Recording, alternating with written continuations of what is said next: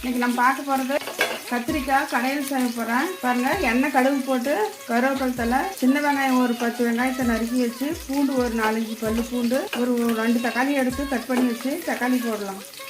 பாருங்கள், வெங்காயம் நல்லா வதங்கிடுச்சு. தக்காளி 2 கட் பண்ணி போட்டுக்கலாம். பாருங்கள், தக்காளி நல்லா வதங்கிடுச்சு. அதில் ஏற்கனவே மஞ்சள் போட்டிருக்கிற தக்காளி வதங்கிறதுக்கு. சாம்பார் பொடி 2 ஸ்பூன் போட்டுக்கலாம். காய் போடுறேன். குக்கர்லேயே காயெல்லாம் போட்டு வேக வச்சு கூட தனியாக தாளிக்கலாம். ஆனால் அந்த டேஸ்ட்டை விட இது காய் எண்ணெயிலே வதக்கி நம்ம கடையிறது தான் சூப்பர் டேஸ்ட்டாக இருக்கும். தோசை, இட்லி, சாதம் எல்லாத்துக்குமே இது நல்லாயிருக்கும். பாருங்க, கத்திரிக்காய் கடையில் இப்படி தான் இருக்கும் கடைஞ்சாக்கலாம். இது தோசை, இட்லிக்கு எல்லாமே நல்லாயிருக்கும் சாப்பாட்டிலேருந்து.